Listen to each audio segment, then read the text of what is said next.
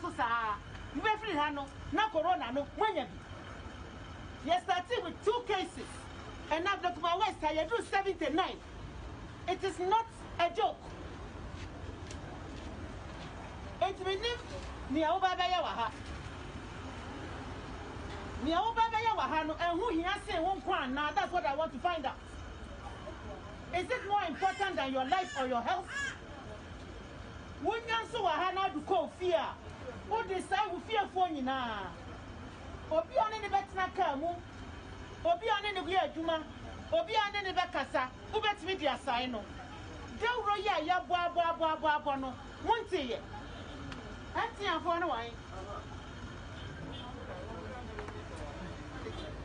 What do you money down?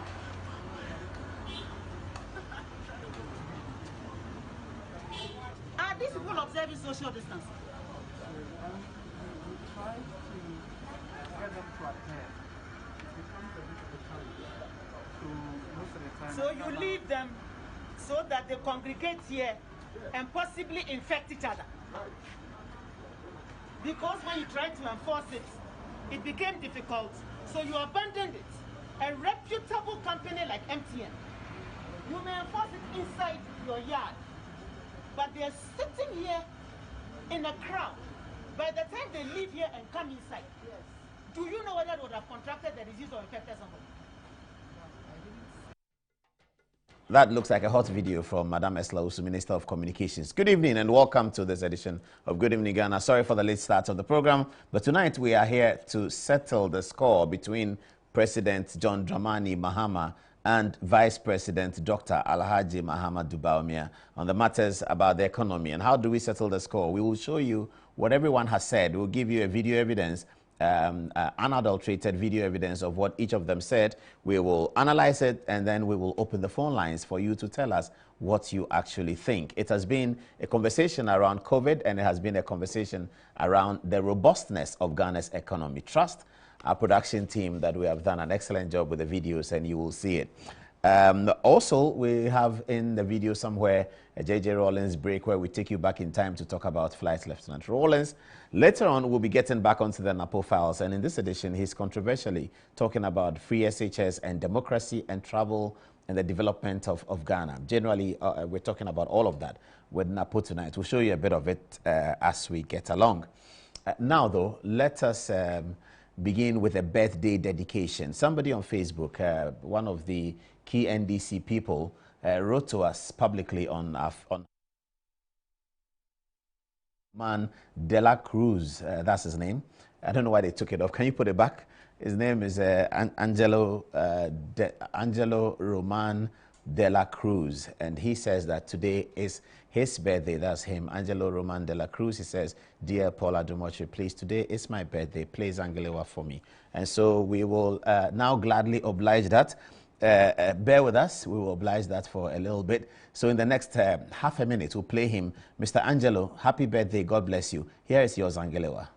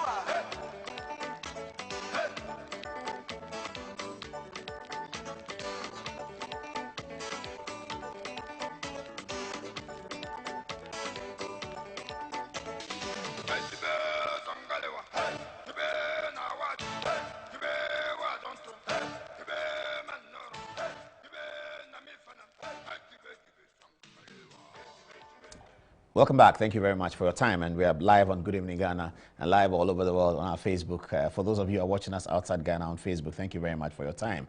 We're going to take you through a journey, and the journey is about video content analysis. President Mahama had made a statement against Ghana's economy. Dr. Bawumia, the vice president, had responded to it. It had created a lot of conversation on Facebook. What we are going to do, what we are about to do, is to show you actually what President Mahama said and show you what Dr. Bawumia said. We take a position on the matter from the studio and we sort of explain our position. We show in defense of the MPP and in defense of the MPP, and we make a conclusion. But that's not important. What is important is that after you have seen the video, we'll open the phone lines so that you can tell us what you think. This has been occurring all of Monday and all of Tuesday as a top story. Later on, we'll have an exclusive interview with the Honorable Minister for Education, the Honorable Matthew Poku Prempeh. They call him Napo, in part of the Napo files, where tonight we are grilling him on free SHS, whether it's actually happening, how is it happening, what mechanism is it taking, what are parents doing, what are parents not doing, what's happening in day schools. All of that is part of our conversation with Napo tonight. First, though, let's begin our analysis of the President Mahama and Dr. Bawumia matter. So what we are going to do in this segment is to simplify the matter for you. I'm sure some of you may have heard President Mahama said something, Dr. Bawumia said something about the economy, and somebody comparing COVID-19 and doomsaw and all of that. Maybe you've heard it in dispatches. You've not had time to look at it. That's why Good Evening Ghana is here. What we're going to do for you in the next few minutes is to show you exactly what President Mahama said and what Dr. Bawumia said. And then you can make your own deductions out of that. The beautiful thing tonight is that we're going to open the phone lines. Those of you who have the time and the interest to call to tell us what you think. So we begin with President Mahama. In one of his broadcasts, he made the assertion that Ghana's economy is not doing well. He actually also alleged that the figures of the economy, as put out by the Honorable Ken Ofori-Atta, were not great figures. He said that those figures are outcomes of creative accounting. Fundamentally, he's trying to say that the figures that the government put out are not correct. He says that the economy is in a more wobbling situation than the MPP government would like us to believe. President Mahama said also that he has always been making the point that the economic figures that are being shown to us are not correct. He says, as a result of this wobbling economy that Akufo-Addo is running, when COVID-19 came in, within 3 weeks of COVID-19, the entire economy is crumbling. He challenges the government that if the economy was as robust as the government would like us to believe, it could have survived at least 3 weeks of COVID-19. This is what President Mahama said. We said our economy was so robust and was the fastest growing in Africa and all that. Ask yourself, how many countries have run quickly to the IMF to go and look for relief? You know, we have next door our neighbors, Togo, Cote d'Ivoire, Rwanda, and so many other African countries. If we had one of the best economies, why within only 3 weeks, you know, our economy was almost on the verge of going on its knees, and we had eaten kenke and celebrated leaving the IMF. We quickly ran back to the IMF. You know, I don't know whether we'll eat kenke and celebrate going back to the IMF to go and seek relief. It is the truth. Even before COVID, there were problems with this economy, and I kept pointing out that the Minister of Finance was engaged in creative accounting. He had put a lot of debts and arrears under the line and was not adding them to the budget accounting. I had pointed this out several times. And if you go, if your mother dies and you pretend that she's not dead, you know, when the body starts smelling, everybody will find it. And so when COVID came, you know, the speed with which our economy already, you know, was in crisis was alarming. Indeed, I said the other time that one top government official said that with the kind of foreign reserves we have, our economy can survive for 3 months without any, you know, external intervention if we are faced with a disaster. We were faced with a disaster for only 3 weeks, and already we were seeking external intervention to keep the economy afloat. So when he got the opportunity, Vice President Alhaji Mahama and Dr Bawumia responded. Dr. Bawumia said many things, and we'll be dealing with that. He talked about the comparison, and people are accusing him of wrongly comparing. We'll talk about that in a minute. But one fundamental thing he said, which is very important, is that he made the point, and he made it forcefully, that since the year 2000 up to the year 2020, for the last 20 years, Ghana's worst economic period, the period that Ghana has had its worst turnout as far as our economy was concerned, is the 4 years that President Mahama led, from 2013 up until 2017. Dr. Bawumia does not provide any real data to support this, but he makes the assertion very, very forcefully that President Mahama presided over the worst economic turnout in all the figures, all the data, all the indices, and in all the analysis. President Mahama's tenure as president showed Ghana's economy at its worst performing ebb, at its lowest ebb in economic performance. That's what Dr. Bawumia said. Hear him.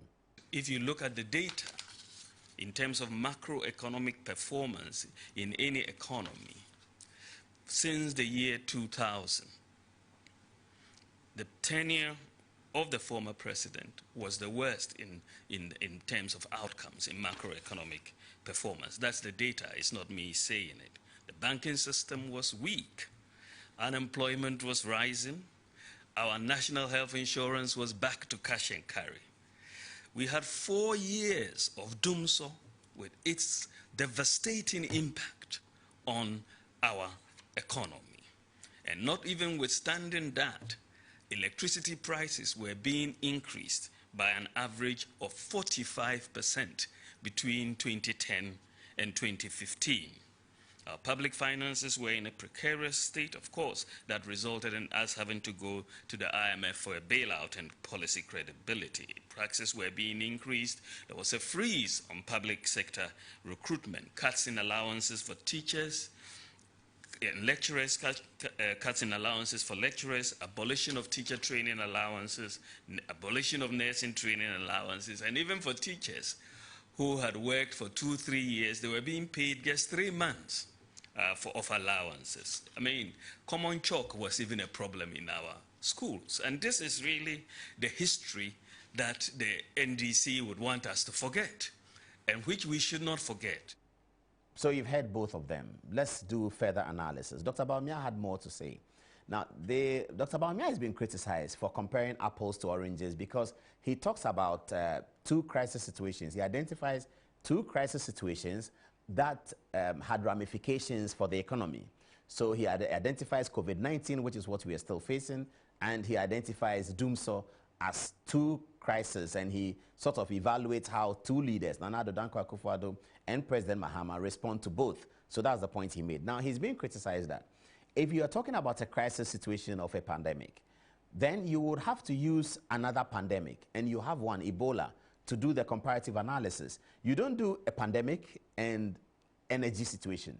That's what people are criticizing Dr. Bawumia for. That is his criticism that his comparative analysis was wrong.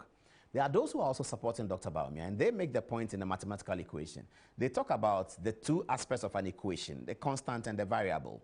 So the constant in the equation is Ghana's economy. So Ghana's economy is the constant in the equation. The variable they talk about is the economic crisis. An economic crisis might be in and of themselves economic in nature, but they could also be something else. They could be floods, they could be pandemic, but so long as they have ramifications on the economy, they can be classified as an economic crisis. So the variables here, the 2 variations of economic crisis that Dr. Bawumia identifies are, 1, an energy crisis situation, which is of an energy nature, but it has tremendous ramifications for the economy. And then you have COVID-19, which is of a health nature, but it has tremendous ramifications for the economy. Dr. Bawumia identifies 2 variations of economic crisis. One is as a result of an energy situation, and one originates from a health situation. Neither the energy or the health originates in and of themselves in economics, but they have ramifications for the economy. So he identifies both as economic crisis, and he talks about how President Mahama responded to the doomsday and how Nana Akufo-Addo is responding to COVID, both as economic crisis. He actually also says that the doomsday was internally generated, that it was created by the Mahama administration themselves, and that their response to it, if you check their response to it, and if you check Akufo-Addo's response to the COVID-19, which is externally created, you will see that one leader is better than the other. Let's hear him and we'll come back. Hear Dr. Bawumia on this analysis. The robustness of an economy, you test it in a time of crisis. Thankfully, we have had 2 crises. under the NDC, there was an internally generated crisis, which was Dumso. Under the presidency of Nana Akufo-Addo, there has been an externally generated crisis, which has been the global coronavirus pandemic. I just want you to ask yourselves, how have these two crises been managed? The Dumso crisis, which crippled this economy for 4 years. What were the mitigating measures offered to businesses and individuals during Dumso? This was an internally generated crisis. We saw that even during Dumso, electricity prices were being increased. Fuel prices were being increased. Teacher training allowances were being cancelled. Nursing training allowances were being... All of that was happening during that particular crisis. You look at the coronavirus crisis and you look at the difference in terms of what has happened. The president has reduced electricity prices, made it free for lifeline consumers, has given free water for all Ghanaians for 3 months, has made sure that there is a stimulus package of 600 million Ghana cedis for businesses. And we have seen domestic production of PPEs, personal protective equipment for our health workers locally. So the difference couldn't be more stark between the leadership under a crisis under the Dumso and that under the coronavirus epidemic. So I ask a simple question.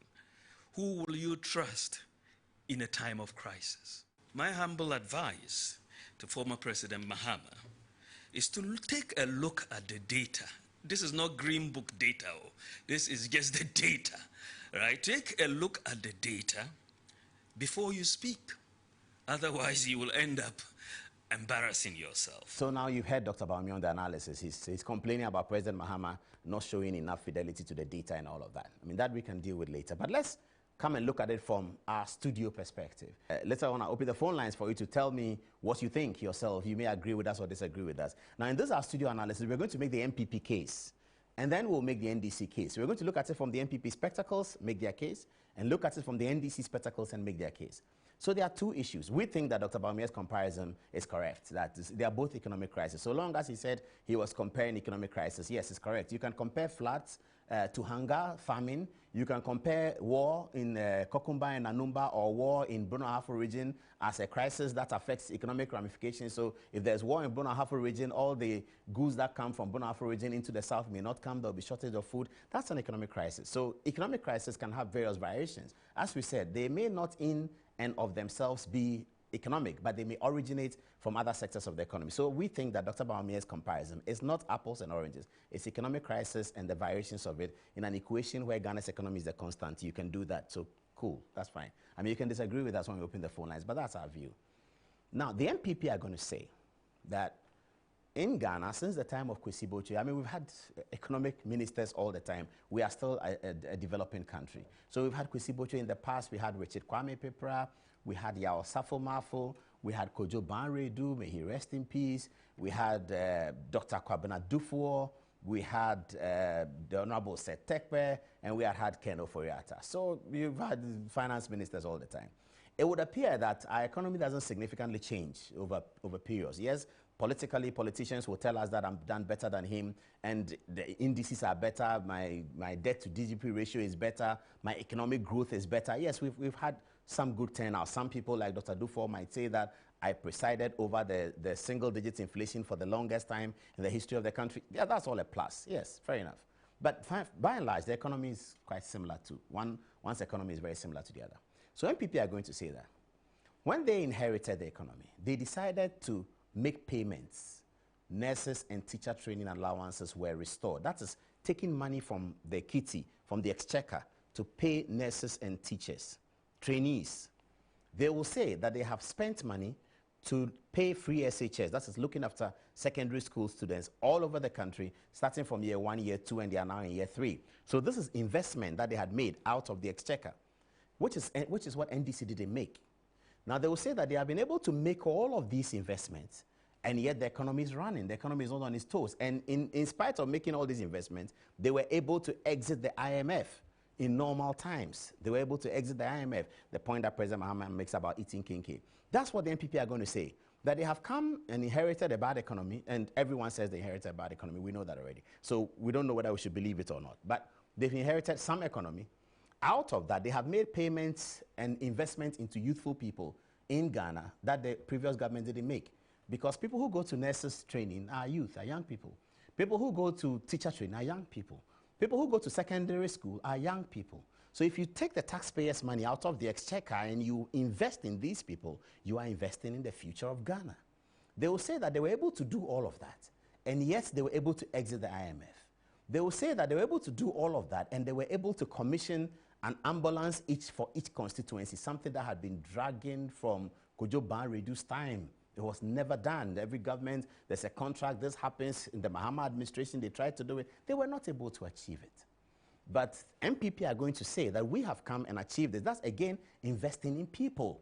I mean, they can talk also about the blood, the drones and blood and all of that. But the ambulances is clear. The 275 constituencies in Ghana today, each has an ambulance. If you make that indices around Africa, you see that Ghana is really high in terms of the proximity of the health service. So MPP are going to say that. Okay, and they're going to say that in spite of doing all that, we had an economy running. You didn't pay those monies. We did. NDC are going to say that they invested in infrastructure. So they're going to talk about, even if they didn't pay nurses and teacher training allowances, even if they stopped it, and President Mahama said he was going to stop it, even if they stopped nurses and teacher training allowances, even if they didn't pay free SHS, even if they didn't get the ambulances, even if they are not distributing drones, they were able to invest in health infrastructure, and they will say some of the health infrastructure, we are benefiting from it now under COVID-19. So they're going to talk about Ridge Hospital, and they're going to talk about other hospitals, the Bank of Ghana Hospital, and they're going to talk about the airports, the Kotoka International Airport, which is beautiful.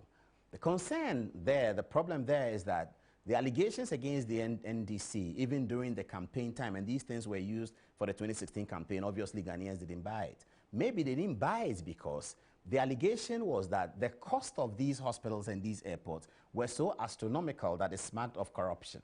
That's the allegation that the MPP made against them. And those allegations are still hanging that, yes, you did some hospitals, which is good. Yes, you did the airport, the Kumasi airport in particular. Remember Dr. Bawumia was asking whether the tarmac is paved with gold because of the amount of taxpayers' money that was committed to these projects, which was thought to be far, far, far in excess of what it should be, to the extent that the allegation was that the taxpayer has been robbed. Even though the taxpayer has been given the Ridge Hospital, the taxpayer allegedly has been robbed. That's what the MPP said. And we don't know. So that's the matter to be dealt when you talk about NDC and its infrastructure.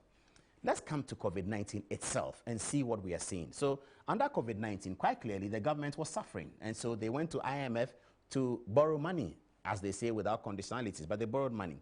But if you look at COVID-19 and you look at the things that the president has given away, most likely out of the money that was borrowed, you will see that once again, the investment in people is top of the agenda. Have a look at this speech, and just to remind you of the things the president gave away: water, electricity, health service workers. This is what the president said. I indicated in my last speech, the government will absorb water bills for all Ghanaians for the next 3 months, i.e. April, May, and June. Furthermore, water tankers, publicly and privately owned, are being mobilized to ensure the supply of water to vulnerable communities.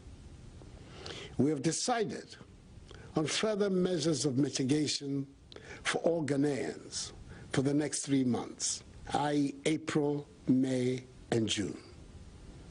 Government will fully absorb electricity bills for the poorest of the poor, i.e.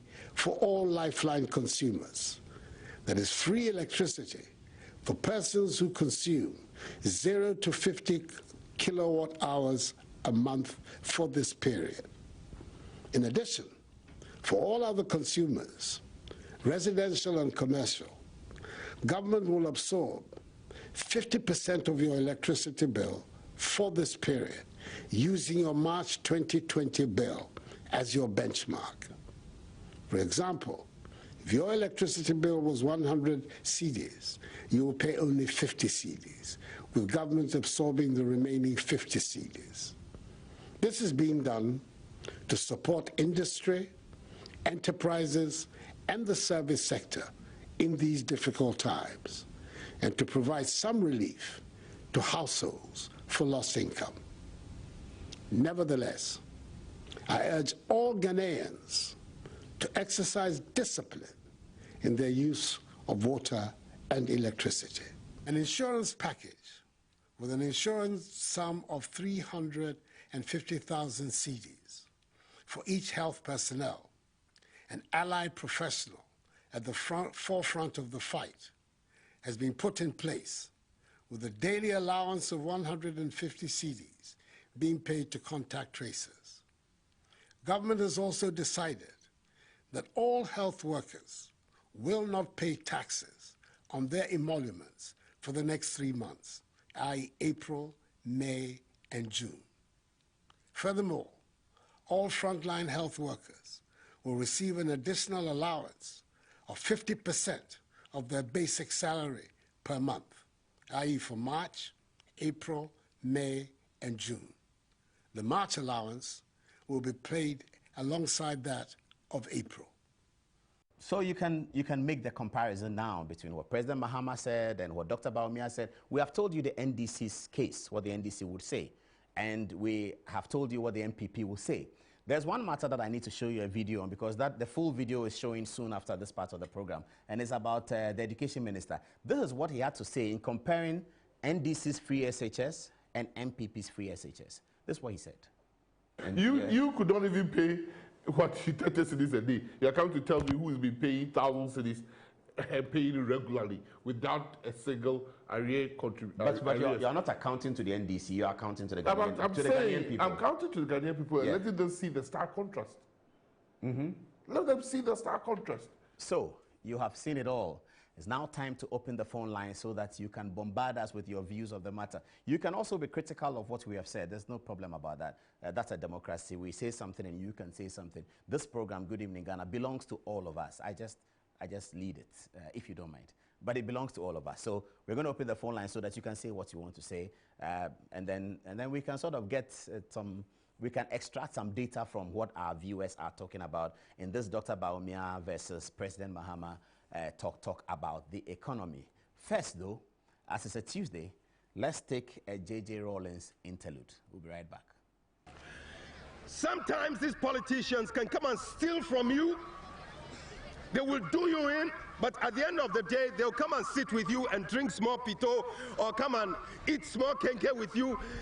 The fact that he's big man, he's doing this with you, you seem to overlook some of his faults, because he's not treating you with contempt. Because he is not treating you with contempt. Sometimes these politicians can come and steal from you.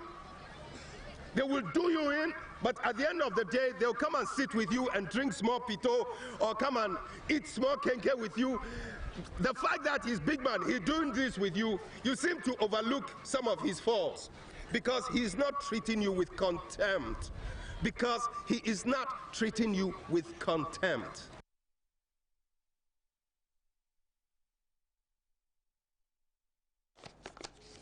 Remember not to treat anyone with contempt. J.J. Rawlings, back in the day, speaking against democracy and politicians, even though he also became a politician. Okay, it's time now to take your views on all the long talk that we have had, and you also heard our opinion about the matter. What's your view of the matter? The phone lines will be on the screen in a minute. We have 0302-966-922. Tonight, we have 2 phone lines for you to call. We also do have 0302-948-901. Both of the numbers will be put on the screen in a minute. The first one is 0302-966-922. That's both numbers now on your screen, as you can see. 0302-948-901 and 0302-966-922. We have a first caller on the line. Hello. Hello. Hello. Good evening. Can we hear him? Yeah, I can hear you, Paul. Please speak louder. Hello. Yeah, hello, good evening. Okay, tell us your name and where you're calling from and what your view is. Yeah, so I'm calling from London. You're calling us from London? Yes. Okay, how is COVID in London? Well, everything is still as it is. We're still on the lockdown. The review is going to be done somewhere on the 7th of May. So, obviously, we are waiting to see what exactly happens after 7th of May. So. Which part of London are you calling from? I live in Richmond. You are calling from Richmond? Yeah. In South London? Yeah, exactly. That's, yes, South London, yeah. Okay, all right. So tell us, what's your view of the matter?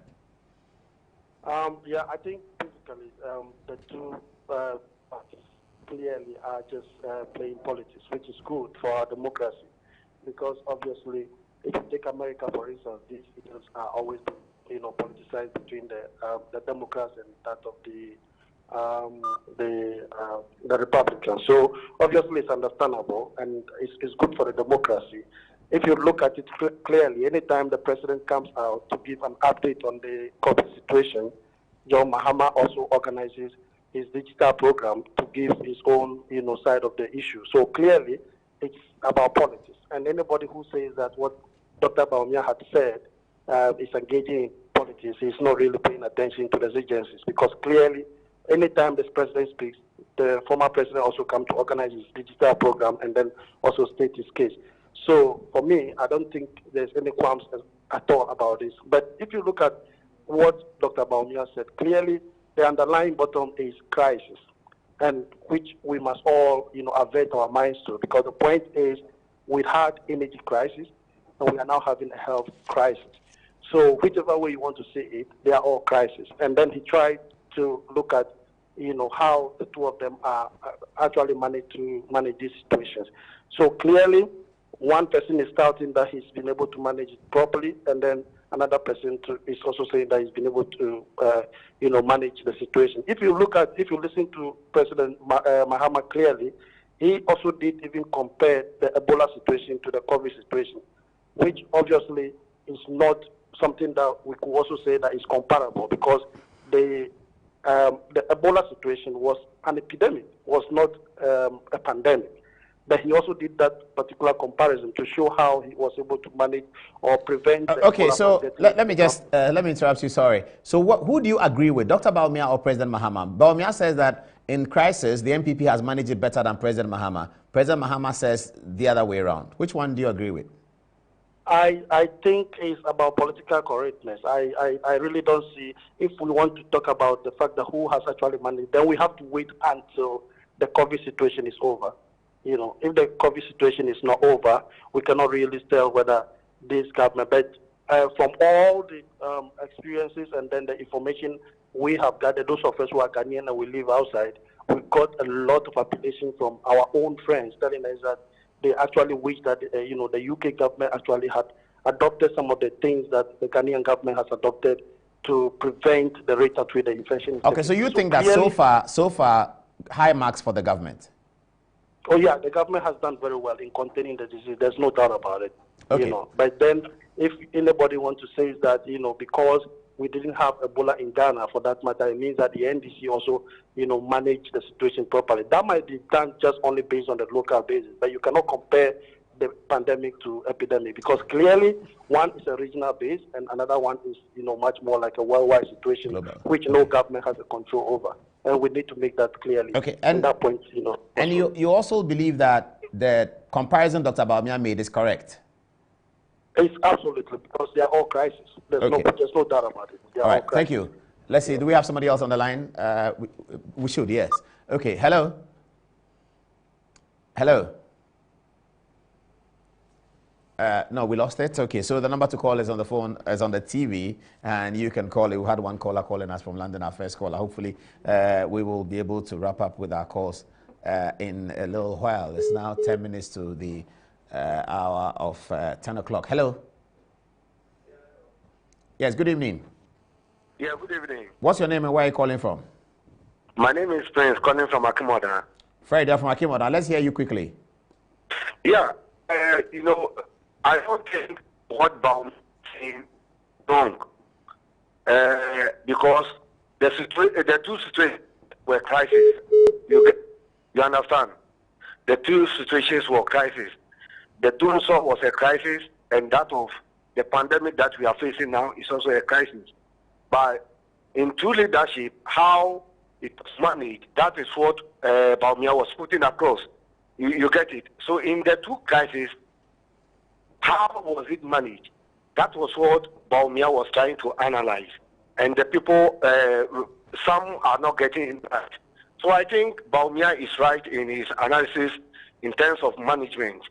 And you see, one thing I found about John Mahama, he's not showing that he has ruled this nation before. He is in a way that sometimes it baffles my mind that is it this man who has ruled this nation before? Anything small, he will come out and speak like a mere politician. You don't speak that way any longer, so far as you have become a leader of this nation. You don't talk that way as a mere politician would speak. So as if he has lost something at the Jubilee House, and that he is going, we should give him the opportunity to go and take those things. It's not good. You don't, as a president, a former president, you don't have to come to Facebook live and then be speaking the way he's been speaking. When you do that, you compare people like Bawumia to come after you, and when they come after you, you will run away. You see, in the time of Tunso, my brother Paul, the way we suffer. Okay, I think your point is well made. Can you give me an example of something President Mahama said that you think does not befit the office of a former president? Can you come again, please? Can you give me? You were accusing President Mahama of making comments as though he's a mere politician instead of standing upright as a former president. And I'm asking for an example of something he said that you think was not befitting of a former president. I'm finding it very difficult to hear you out. Okay, I'm saying that what has President Mahama said that does not befit the status of a former president? You see, there are a lot of things they have said, like the Ebola cases, for instance, like the Ebola issue, for instance. We never experienced one case in Ghana that anybody attracted Ebola. We never experienced it. So how did you manage that? Since we never had any one person attracting Ebola. So how do you now come out to say you manage the issue very well? You can't say that, because we never experienced or recorded anyone attracting Ebola. But in the Adom-Otchere case, they can say that. They can say, okay, go on. In the Adom-Otchere case, what happened? Come again. Go on.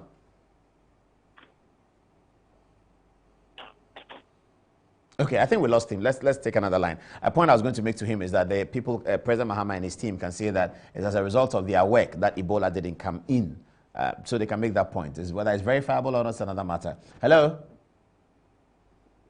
Hello? Hello? Okay, we don't have that caller on the phone yet. So the number to call is on the screen, and we're talking about the President Mahama and Dr Bawumia situation. Hello? Hello? Yes, good evening. Yes, good evening. What's your name and where are you calling from, please? My name is Desmond. I'm calling from Sunyani. You're calling from Simpe? Sunyani. Sunyani, okay, let's hear you. Okay.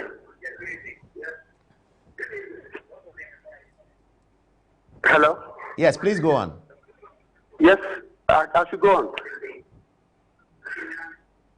I think what Dr. Bawumia said, I don't agree with Dr. Bawumia. I don't agree with him, because how can you compare energy crisis with a pandemic?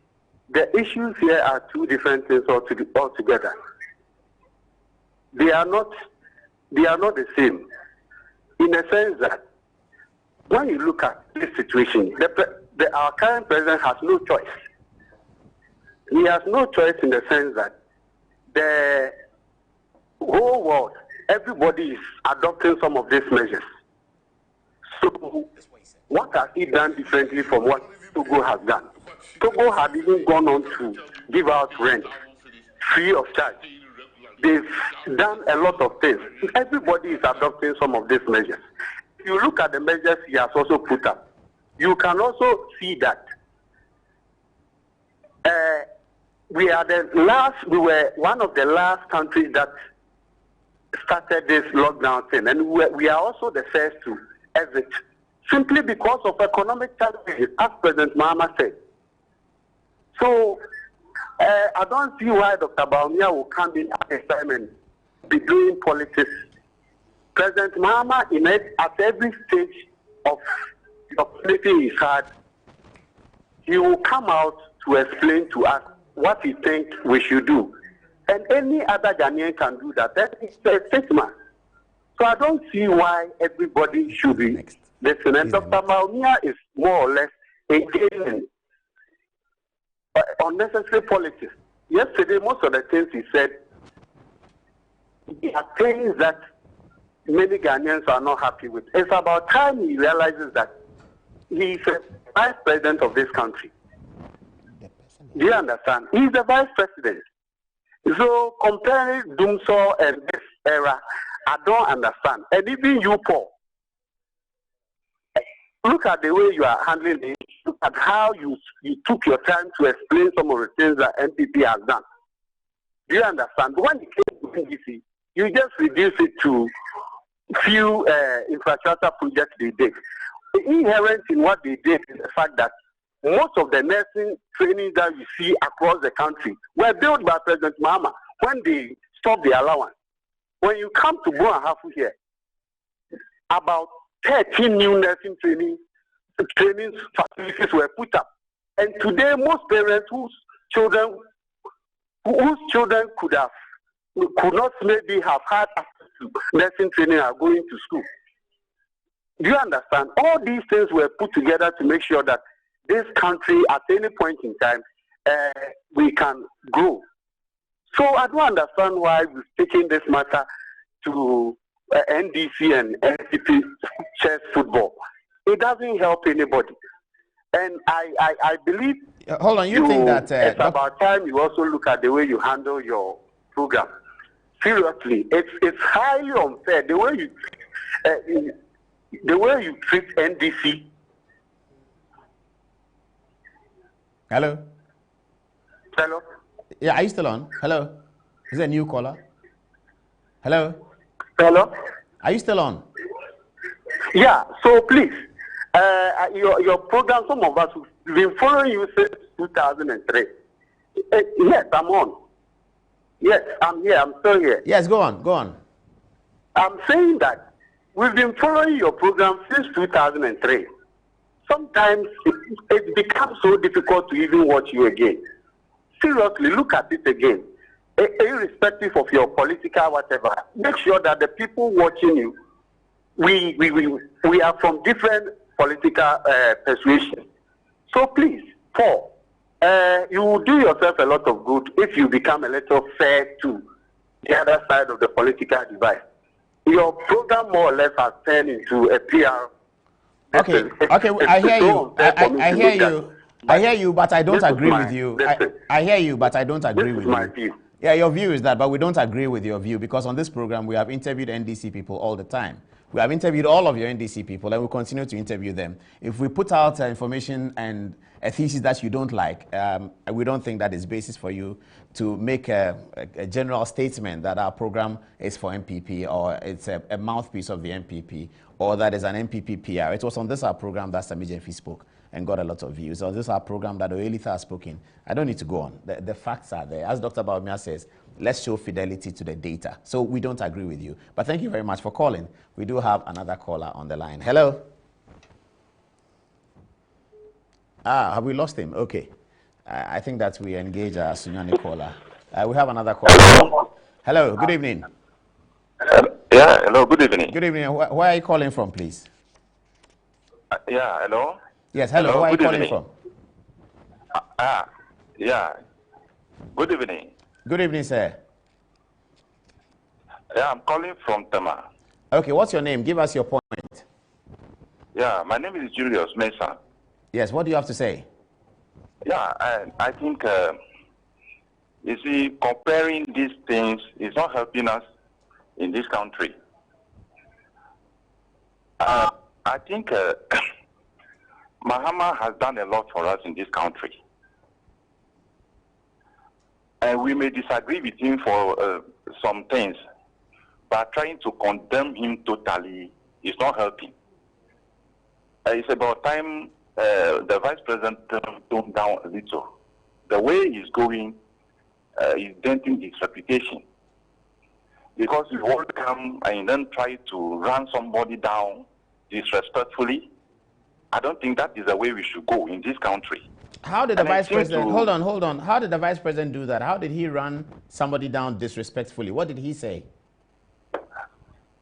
Look, I don't want to go into that so much. No, you have to go. No. You have to go into that because you've made a statement that the Vice President is running somebody down. When you are asked the question to provide the evidence, you cannot say that you don't want to go into it. Otherwise, withdraw the value judgment that you made that the Vice President is running somebody down. You can't make a value judgment and say, I don't want to go into it. You can't do that. Look, what I'm trying to put up is this. We are trying to build a nation. So anything I am one person that appreciates the Vice President a lot. I think a lot from him when it comes to economy. That is a fact. Nobody can take it away from him. It is true. And his analysis and his fact about the economies and all that is so factual that I appreciate it. But at least, whatever somebody done, let us not behave as if somebody that came before you come doesn't do anything at all. At least let us learn to appreciate each other a little. In the process, we are building a nation. And the way we are going, we are dividing ourselves. I get your point. Let us learn to appreciate each other. You understand my point? I get it, yes. The Vice President is doing his bit. Through him, I begin to learn certain facts about the economy. And that is good enough. But let us not try to create impression as if they are doing a lot. This government is doing. Okay, I think we get his point. Okay, he's saying that he learns a lot from the Vice President, but he thinks that as Vice President, he should not criticize his predecessor in the manner that he does, because that is dividing the nation. We need to move forward. Okay, his point is well made. Okay, another caller on the line. Hello? Hello? Hello? Hello. Good evening, sir. Good evening. Yes, where are you calling from, please? Yeah, my name is Sylvia. I'm calling from Ashaman. Ashaman, let's hear you. Yeah, what I'm trying to say. Hello? Yes, go on. Yeah, what I'm trying to say is that, or what I want to say is that, you see, for me, in a way, I would say I disagree with Dr. Bawumia, in the sense that the energy crisis is a problem that has hit this country and has been solved. So we are there, we are out of this. We are in another crisis which has not ended yet, and we don't know when it will end. So it's like, oh, you and I are giving an exam, a crisis exam to solve, and then you have finished your own, and then you are waiting for me to finish my own. I've not finished mine, but I'm praising myself that I've done better than you. Meanwhile, your mark is 100% or 90%. I don't know the mark I'll get at the end of solving my question, but I'm praising myself that I'm better than you. Logically, you can't compare those facts or those. You can't do that comparison and then just go away with it. So I don't think it's a good comparison. The pandemic, nobody knows when it will end. So we have to wait and just pray that it doesn't hit hard. At the end of the day, everybody will know how well you manage it and how well you didn't manage it. And then talking about the energy crisis, I think let's also applaud the former president. He met the problem and then he solved it. He solved it today because of the energy we have. The those they have given Ghanaians free electricity. If he couldn't solve it and they came to meet the crisis, can the president give Ghanaians free electricity? He cannot do it. You get my point? So you cannot say he didn't manage the energy crisis. Okay, I think your point is well made. We'll take another call. I think your point is well made. Thank you very much. So he says that you cannot compare because the energy crisis began and ended, and also we know how much marks the NDC got for that. And the pandemic has started. It hasn't ended. So we have to wait for it to end before Dr. Bawumia can say that they have done good with the pandemic. Our view was that you can deal with the pandemic so far, the government's response, and continue to assess the government at every epoch of the expressions of the pandemic. But anyway, another caller is on the line. Hello? Hello? Did we lose him? Okay, we lost him. So we have space now to take at least 2 more phone calls. Yes, we do have him on the line. Hello? Hello? Okay, looks like he's on the line, but he cannot hear me. Hello? Hello? Okay. Maybe we have space for 2 more calls after that, and we will continue the program by showing you. Okay, we have him on the line now. Hello? Yes. Yes. What's your name, please? Kwasi Amachi-Boateng, KNUST. Yes. Mr. Amachi of KNUST. Thank you very much for joining us. So tell us, what's your view of the matter? This is an interesting debate going on. I teach politics, and actually, government has a duty to govern, to lead the nation in every aspect of national life. And the current challenge now calls on government to really come out, mobilize resources from all angles to make sure that Ghana comes out successfully.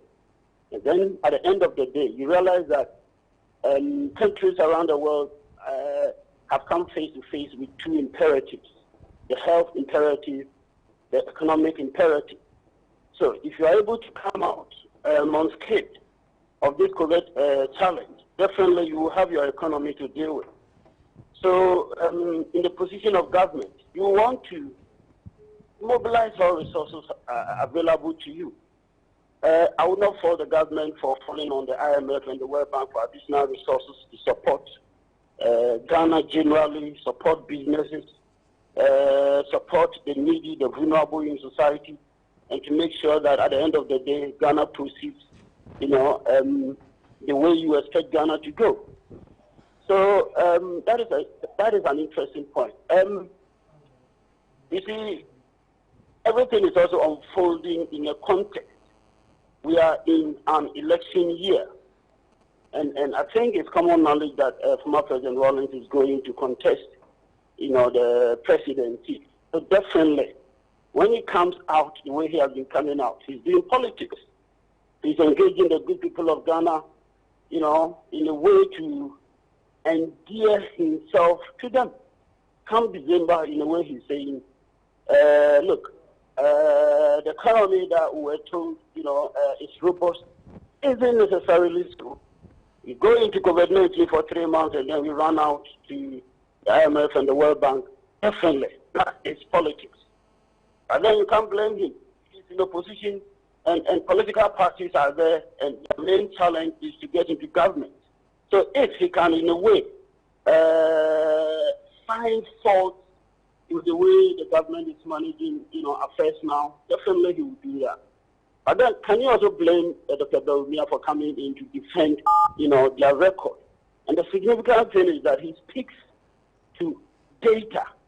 So not until people are able to come out to challenge the facts, the data that he puts out, he is going to, visit and to revisit these issues. And I think that is the nature of the debate. One thing at the end of the day is that the two are all such that we find ourselves addressing ourselves to issues, they're bringing in politics that revolve around issues.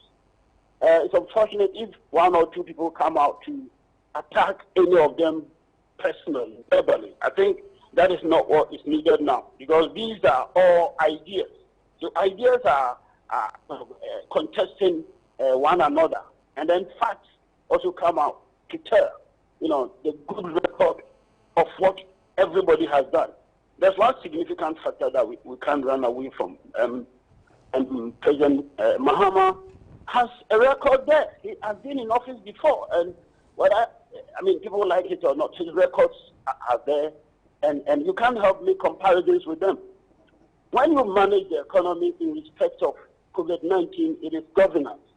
When you manage your economy in respect of energy challenges, it is governance. So over there, the comparison can be made.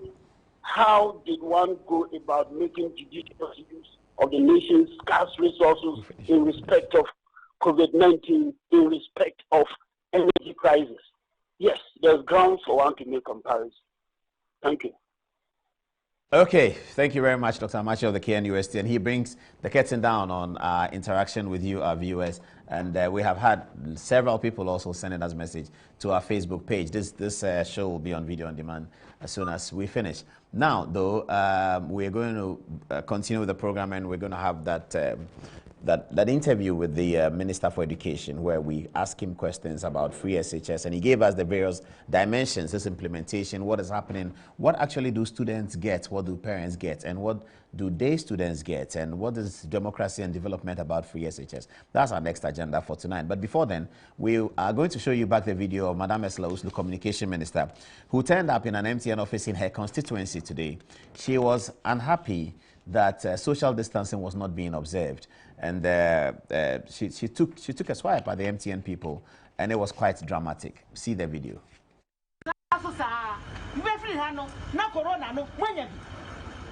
Yes, that's it, with 2 cases. And now Dr. Bawumia, you do 79. It is not a joke. It will live near Obabayawaha. Near Obabayawaha, and who he has said one point now, that's what I want to find out. Is it more important than your life or your health? When you so Wahana do call fear, what decide with fear for you now? Obi ane ne betina kamu, obi ane ne guya juma, obi ane ne bekasa, ubetimi di asai no. Dewro ya boa no. Wonte ye. Anti afo no wan. Woni mane dawa.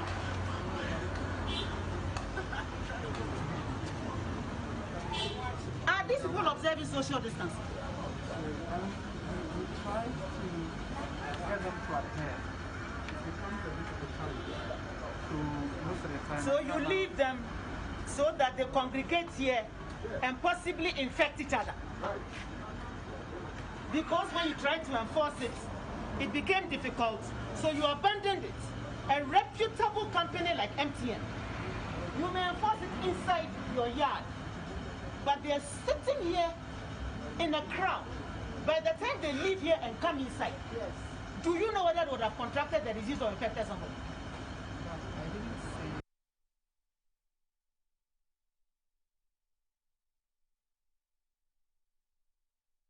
They tell me I'm just a whiskey, but I'm more than that. I'm a blend. Born from the finest single malts and grains, blended to be smooth with a warm amber glow. Admired by men and women all over the world. I'm not one of these things. I'm all of these things. Mellow, rich and generous. Because blended is better in life and in Scotch. Chivas, blended Scotch whiskey. Drink responsibly, not for sale to persons under 18 years of age, not recommended for pregnant women. This advertisement has been vetted and approved by the FDA. There is 1 million excitement in the air, and Sapper just tapped into the mood with a share of waste bin from the 1 million waste bin project. 1 million waste bin project? It is a nationwide social intervention project aimed at helping improve the lives of people by correcting poor sanitation practices and improving solid waste collection service delivery in Ghana by providing 1 million radio frequency identity tagged free waste bins. Radio frequency identity tagged waste bins? This will enable monitoring of how often the waste bins are emptied in real time. Wow!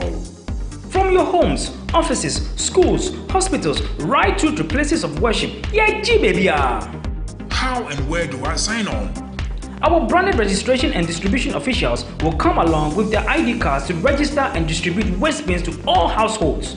Just provide them with your name, contact number, house number, and digital address. Once signed on, you'll be introduced to your zone's designated waste collection service provider who will collect your waste on agreed days of the week. Wait, is it free? Yes, of course. The waste bins are free. You would, however, be required to pay a token as a registration fee at the point of registration and a monthly subscription fee as communicated by your service provider. Payment for such services can be done through mobile cash payments, short code *887*87# or through all Ecobank branches and payment platforms nationwide. Oh my God, this is already getting exciting. Yes, bro. With the 1 million waste bin project, you would enjoy improved solid waste collection, easy access to complaint services, quick response to complaint, easy and convenient means of payment. What am I waiting for? What are you waiting for? Get ready to grab your free share of waste bins now.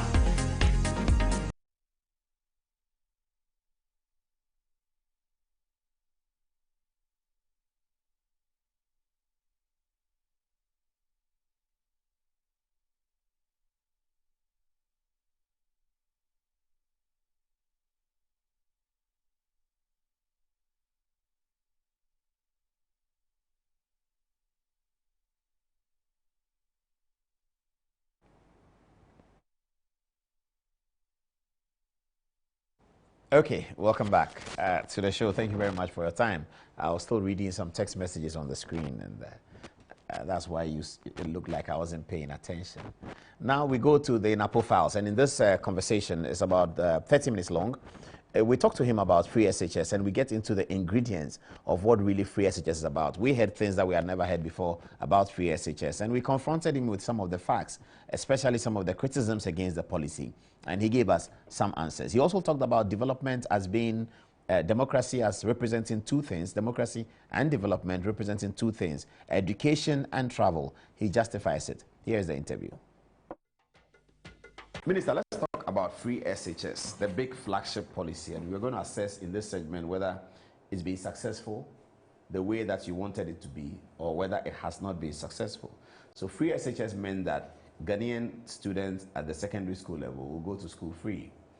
The first criticism against free SHS that it was rolled out for only year ones, which is not quite what the government promised. Thankfully, at this time that we are talking, we can say that free SHS is SS1, 2, 3.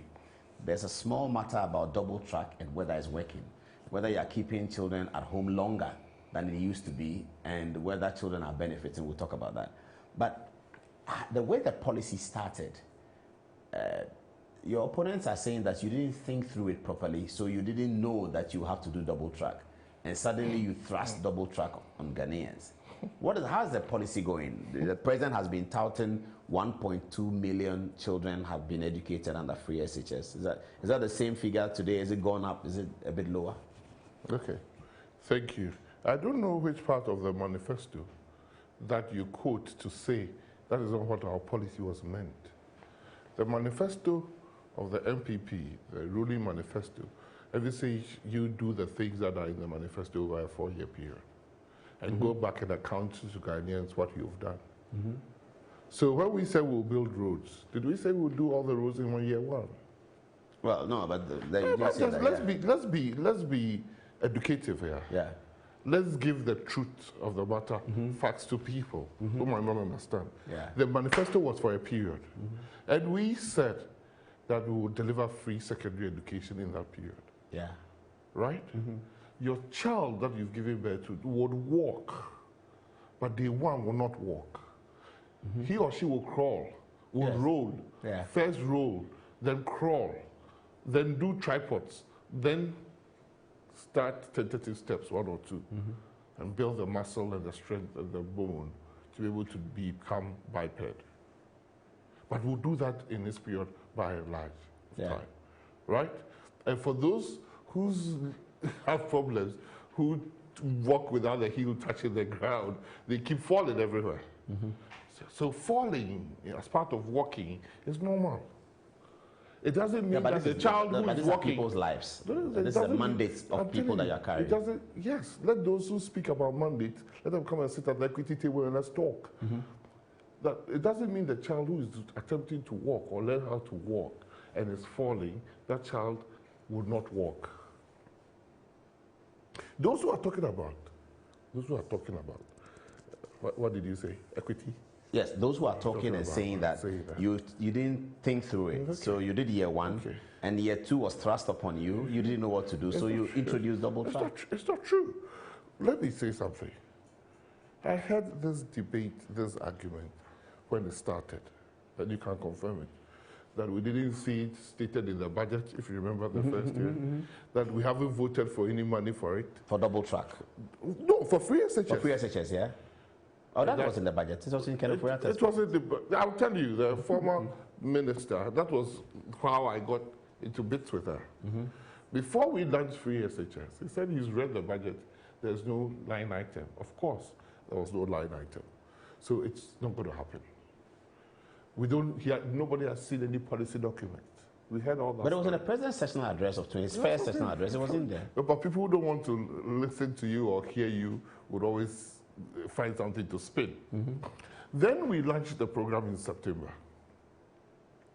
And immediately thereafter, I heard the same voice say that, oh, even they started free SHS, or you never heard it? Yes, I've heard that. I mean, President Mahama has said that. Yes. About President Mahama starting it at a certain level. President Mahama said it, and Nano Poko, my professor, also said it.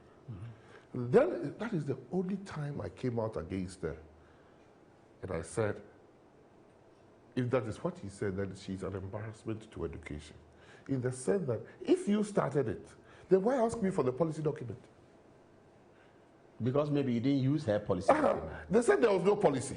There was no MPP policy. I accept. And now, after we have launched a no MPP policy, and we have launched the real deal, she came back to say, even that one, we started it. And I was saying that when I read the manifesto, the handing over notes from Education Ministry, I get pangs in my stomach. Handing over notes that you inherited? Yes. That for the free-day school that they started, yes, which was about 30 cities, for 2 years they never paid a dime. To whom? To Ghana Education Service. For what? For putting the day school. They were paying some fees. And they said take the fees off. Take the fees off. You said it. 2 years. But that's a form of free SHS, isn't it? That's what I'm saying. You never paid. So if you're talking about lip service. So by the time you came in, they had not paid for 2 years. They had not paid for 2 years. There was a debt. And even schools in the north, or the northern extraction schools, they were in arrears. Longer than that. That was giving a boarding subsidy. Boarding subsidy or free? Yes, it was only boarding. For the northern region? For the northern. Okay, but that's old, isn't it? It started at an Nkrumah's time. Yes. Yeah. And even when we came under John Mahama, there was a debt.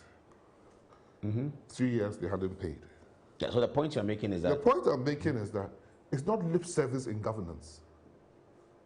That you have to deliver. You have to deliver. And deliver the deal. As we speak, have you paid all the people who are doing... We owe nobody. As we speak today, it's we don't owe 18th anybody. of April. We don't owe anybody. The Ghana Education Service has paid all the people who are supplying service to free SHS. Ghana Education Service is not the managers of free SHS. Who are? The Ministry of Education. On behalf you have paid all the schools, and you have paid everything you need to pay? Yes. As of today? As of today. You are not in debt, there are no arrears? We are not. So that if you are exiting... The arrears is different from debt. I hope Ghanaians will understand. No, then let's explain. Debt means that I have cooked for... Arrears? I've cooked for Accra girls. Is somebody... I've supplied rice to Accra girls. Arrears is somebody who owes you. Yeah. And you haven't paid, even though the time for the payment is long overdue. Yeah. You haven't paid. Yeah. Yes. You have. Yeah. A debt is somebody who owes you, who brings a debt notice to you. It doesn't mean it will accumulate as arrears. Okay, so if I supply rice... So if you go to your shop and you go and buy... Let's make it simple. I supply rice to Accra girls. I've supplied them several bags of rice. Ministry of Education is supposed to pay me. They haven't paid. Is it debt or is it arrears? Okay, one.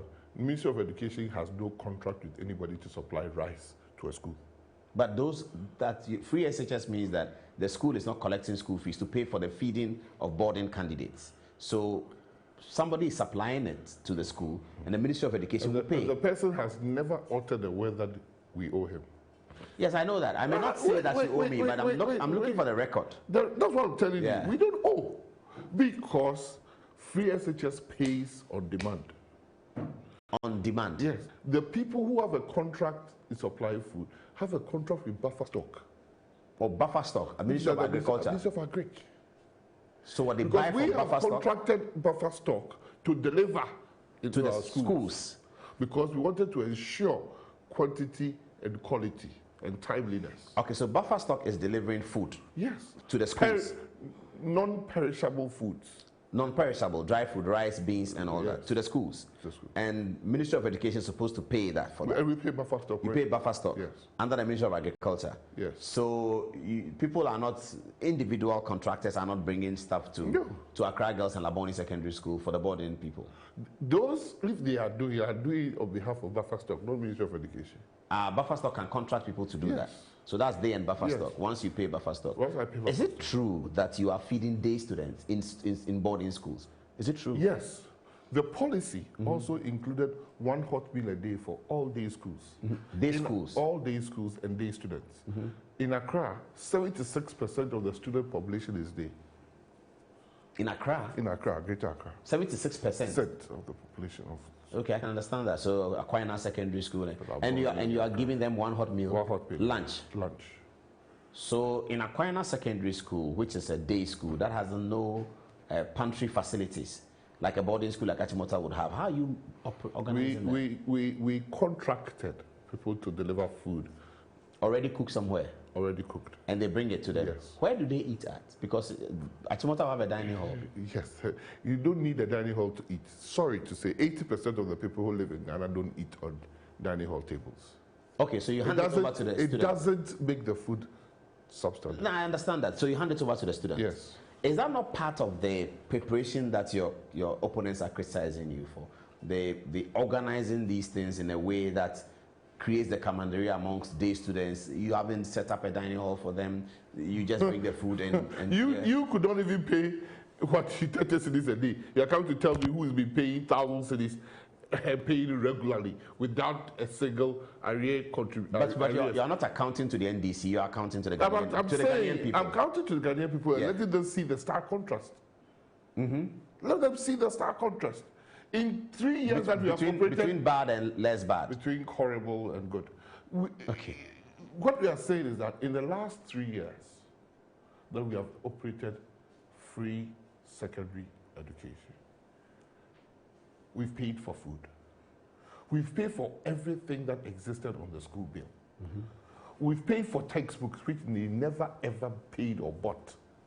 We've paid for textbooks. We've paid for uniforms, school dresses, house cloths. You pay for house cloths? Yes. Government pays for it? Yes. But why? Why? It is part of the free SHS package.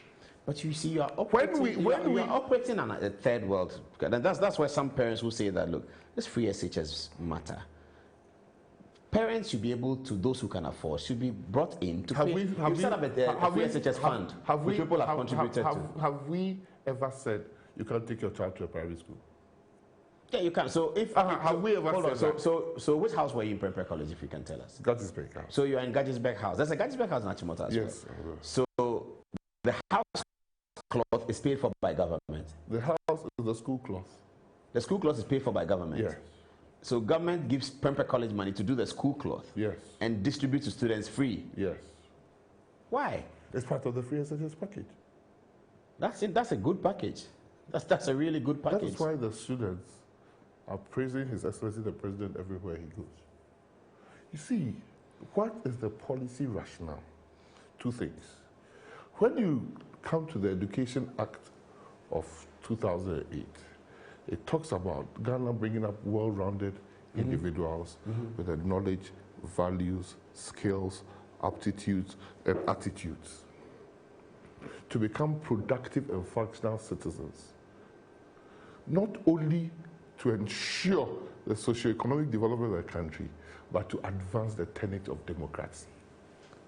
To advance the tenets of democracy is interesting. Yes. But because democracy survives for sports as well. Yes. Sports. Yes. You are buying them what? Jerseys. We are buying house jerseys, peas. We buy them. So house jersey for the house. underpinnings of democracy, Paul. is education and travel. And travel? Yes. Travel where? Travel and see. Travel to different civilizations or cultures to learn. That's an interesting prognosis you make. Beautiful one. The underpinnings of democracy is education and travel. Yes. If you have these two, your democracy will be sound. A well-traveled citizenry and a well-educated citizenry. That is the basis of democracy. Because we go and learn. And that's how your democracy will succeed. That is the only reason why your democracy will succeed. There'll be no one thinking about rigging elections. Elections will be clean when you have because people, look, I can tell you, I'll give you two examples. Well, I've said one already. That big democracy called India. Mm-hmm. Have you heard opposition party and government? They never did. That's interesting. Never did. They don't complain about that country called Venezuela. Venezuela. That the Americans don't like those socialist people come. Yeah. Have you ever heard any international observer complaining about the election itself? No. Or the procedure? But even in Brazil, we don't hear. But when you come to our parts but in South Africa, we don't hear. We do some rigging and things. For some countries, you do hear. Yeah. But I'm intentionally talking about these big And you countries. think the underpinnings is education? Education and travel. The Indians have traveled widely. They've learned from all the system. The Chinese miracle, economic miracle, is purely because of travel. But they want to study in America. They want to study. The Japanese. They studied in Britain. Britain and America. The South Koreans. I see.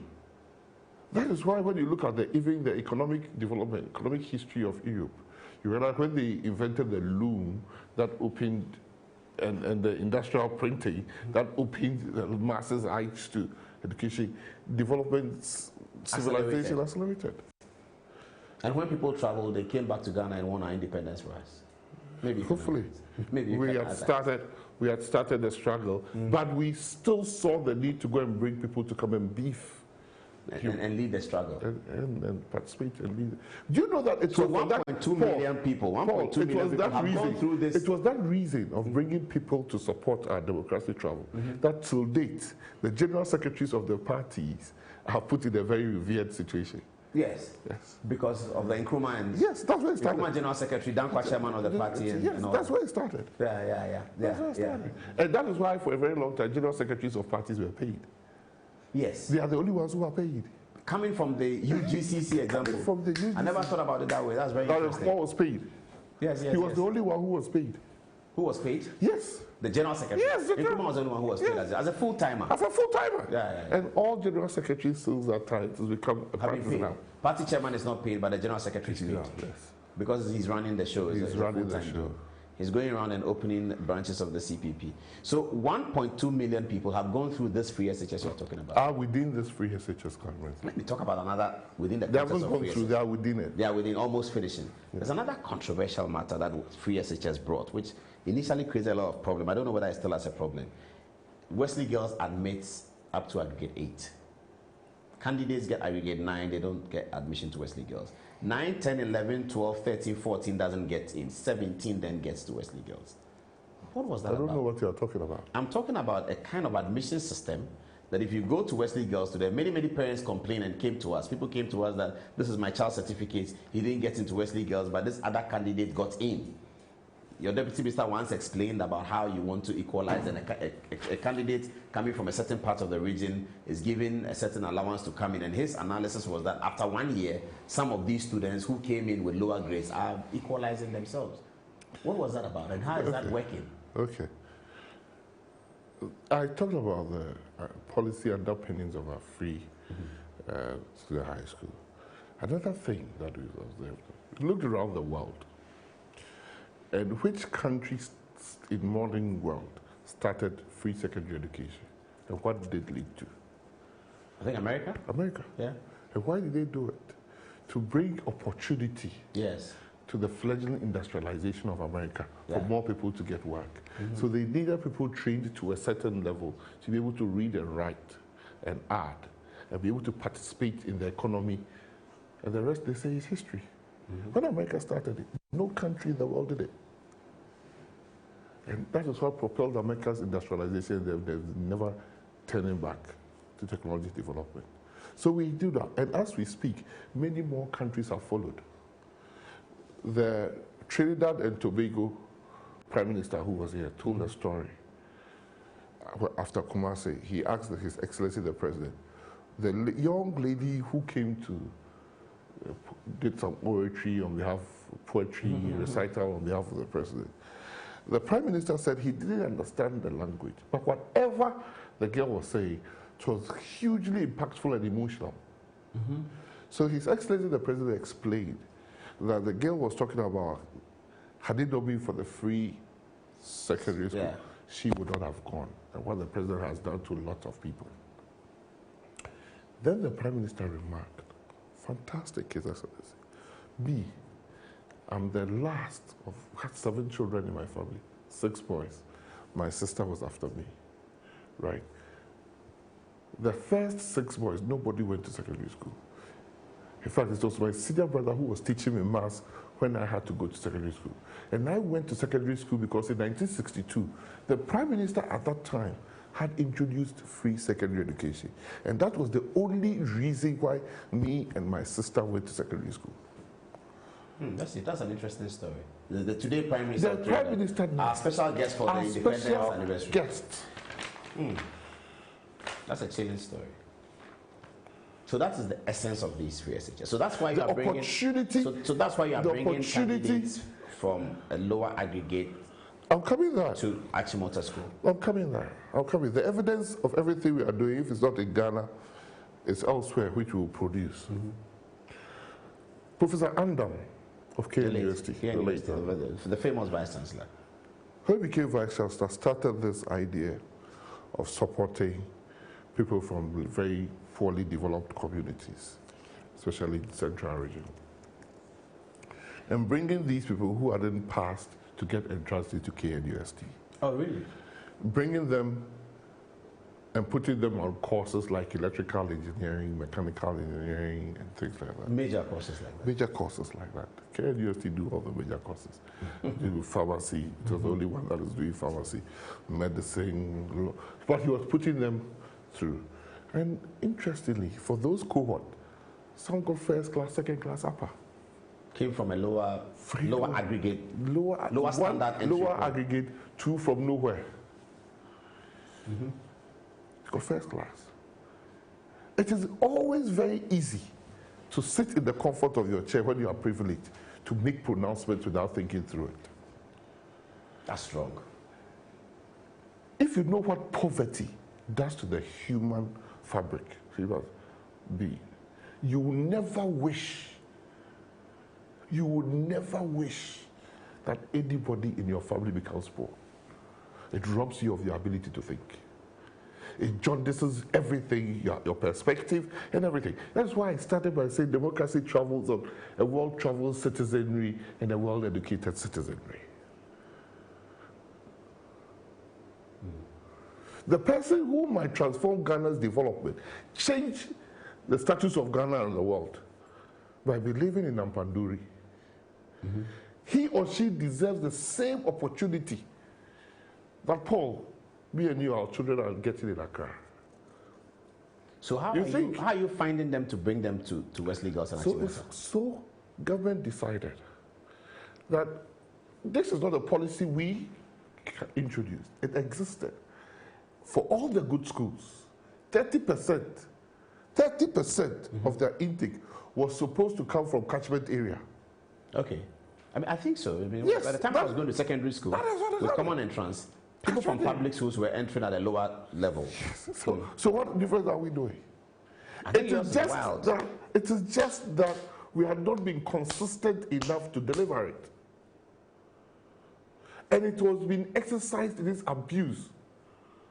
So for me and you who are privileged, we took our children and our friends' children to those secondary schools that was exercising catchment area. The Prempeh colleges. Okay, so we occupied that space. We occupied that space. So what you are doing is strictly implementing the policy. That it is only those who really deserve that hand up that are going there. And who are those people? They are those people in the least or developing or poor or deprived communities of our society, who walked 6 miles to a day junior high school. And therefore they won't do well in mathematics. Not necessarily. I mean, when the results come, the child in rage will do better than them. Not necessarily. But that child's opportunity, average opportunity for that child, is lower than the one in Accra or Kumasi. Yes. That person has no electricity or even running water at home. Mm-hmm. That person may never have heard Prempeh College before. Even if he has heard, her own or his own teacher would discourage that child from applying to Prempeh College. Or the other one in Akosa school. Because it's a Sikafo school. Because it's a Sikafo school.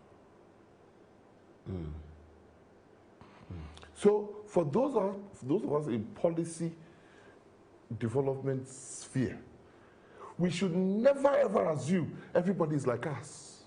Like just now you asked the question, there's no dining hall. How many of those people eat in the dining hall in their homes before they come to those day schools? Yeah, but if you're giving students food and you're throwing a pack at them, it's almost like treating them. Don't let us all of a sudden think that Ghana was the best place. Even boarding schools, suddenly they have dining halls. Yes. And have existed for years. And yes, you go to the precincts of your school and you have 2 assembly halls and 3 assembly halls. But there are many schools without even assembly halls. Okay. Well, I'm coming. If the food is well prepared and is put in the takeaway bins, the kids are very fine. That kid who was not having any meal to eat from home, who is now being given a meal, it's like the same kid who 10 years earlier had no opportunity to go even to basic schools. And President Kufuor brought Free Cube into existence. And that's how capitation grant came, to remove the financial barrier of parents paying watchman fees, sports fees, and cultural fees. So parents now put their children in secondary school and they need to pay nothing. They only give their children extra. They only give their children their basic things about dressing and things. Not the school uniform is part of it. The school uniform, PE. How many school uniforms do you give one child? 2. 2 school uniforms. Parents can add another 2. Yes, they can add another 2. But you give them 2 basic. Basic. You give them sandals. No, we don't. Parents have to do that. Yes. Okay. There's another matter that we give them core textbooks, which they never had. All the textbooks. All the core every child gets it. We give them revision maths book. There's a matter that is concerning middle class parents. You know, they are worried that Ghana is now presenting 2 aspects of education: the GCE and the SSCE. So, Ghana has never presented. Yeah, but that's what it is. You either, if you're in class 6, if parents' children get to class 6, they now get concerned in Accra. Should I take them to association school or should they go to Christ the King JSS? So they're in Christ the King, and Christ the King is offering the old system, and they want to offering a new system, and some of them want to do the old system. So there's a lot of decision making going on in the minds of the Morning Stars, the Christ the King, the Mofrat Rose in Kumasi, where they are thinking whether they should run side by side the old system and the new system. Clearly, the confidence in the new system is sort of waning. I don't know whether you've been able to improve it, but parents at that stage always have to make a decision. And it's not an easy decision because it's a decision based on finance. That's what it is. Is it something that the ministry has looked at and thinking of what to do? When I was going to school, you get to class 6 and it's all over the country is uniform. Everyone goes to Form 1. You get to Form 1, you go to Form 5, everyone takes the O level and they take the A level and they are gone, whether you're in GIS, whether you're... What year was that? And I went to Form 1 in 87, so... You went to Form 1 in 87. Yeah. I finished 6th Form in 87. Okay, I went to Form 1. I went to Form 1 in 80. I'm buttressing your point. Yes. I went to Form 1 in 80. And you could count the number of private schools on your fingers. Have you realized, private secondary schools? Private secondary schools. Have you realized that most of our presidents went to government boys' schools? Yes, government boys' school, all of them. The old men. All went to government boys' schools. Which was a public school. Which is public school. Yeah. Now, how many people can go to those schools? No, that government boys' school is gone. Yes. So you have dated a deterioration. Say that again. You have dated a deterioration in the educational system. Who's you? Paul. Why? Because all of a sudden, when you were going, everybody was going through common entrance and going. Yes. Now, you as a parent, you are torn between, should your son go to the school that I went to or not? I went to Garrison Primary in Birmingham. But what Garrison Primary did to me, they don't do that to children anymore. So you have dated it, that all of a sudden something had changed after you. Or something had come in between. Yeah. Yes. Can we agree on that?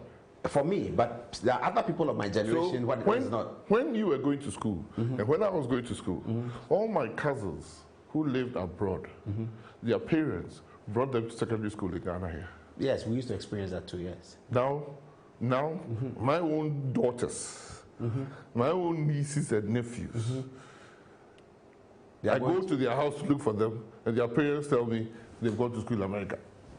Basic school, secondary school? Basic school in America, middle school in America. That's very ostentatious. It's not ostentatious. Oh, but it is. When I sat with one, basic school in Ghana. When I sat with one whose children, my niece and nephew in America, and I sat with a mother, and I said, how do you run away with my daughter without telling me?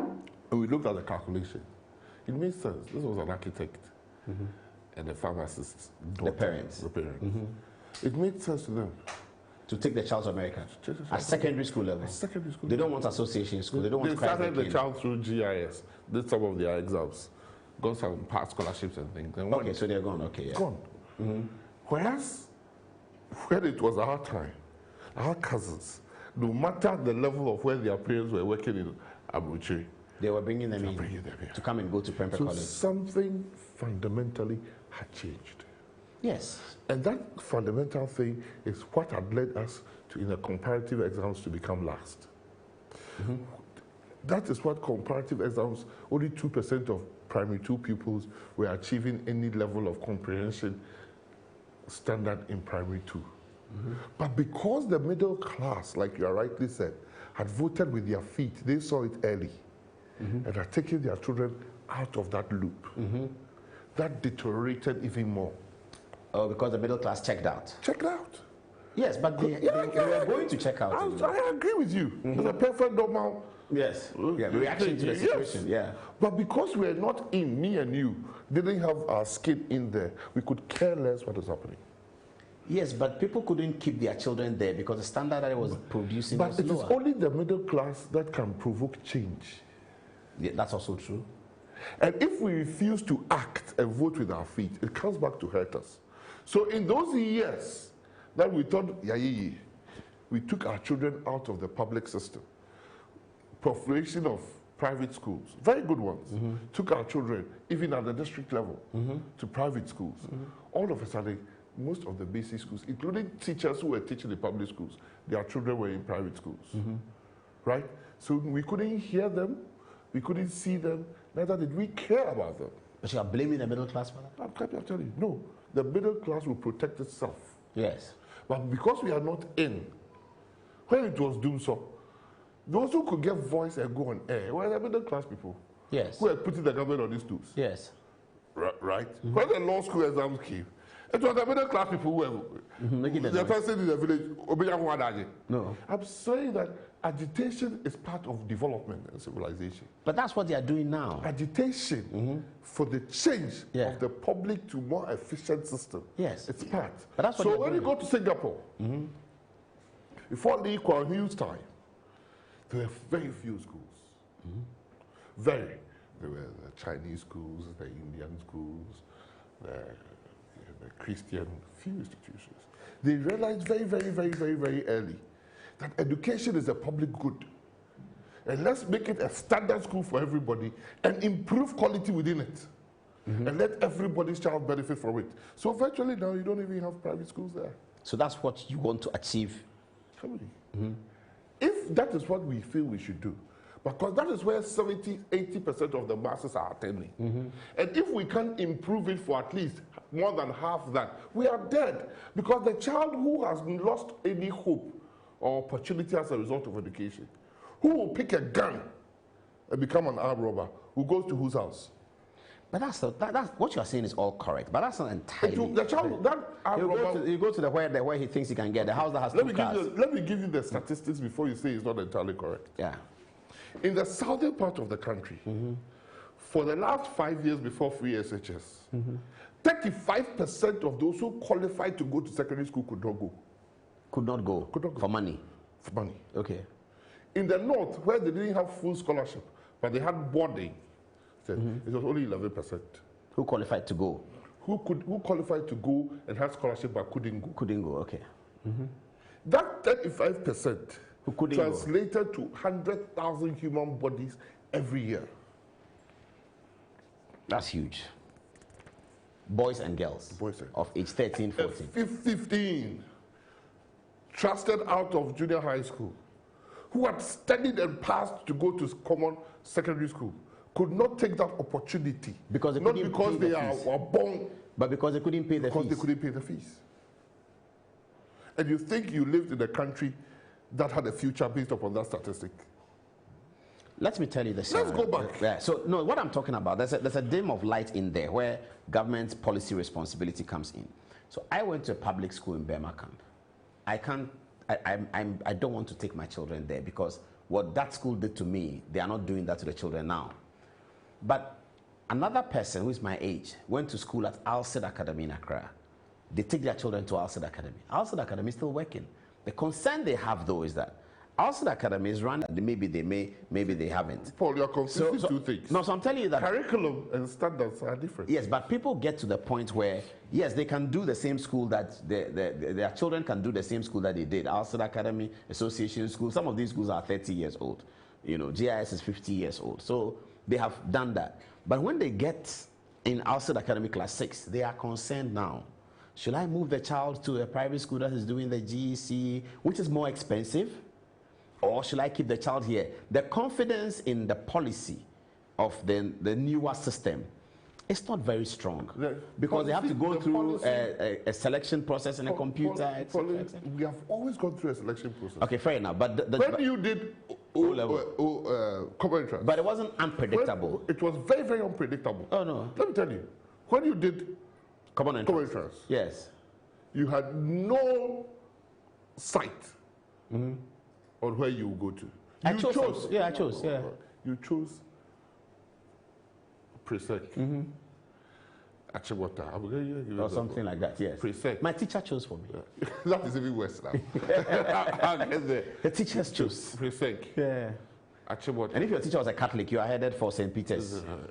St. Peter's. Yes, yes. Saying fantastic schools. Yes, yes, okay. yes. Some schools just got offended because you chose them second choice. Yes. No matter your grade you got, yeah, you are never given a place. Yeah. You know that? You know that? But that is not fair. Most of my friends got their first choice. That is not I don't fair. know of people who didn't. That is not fair.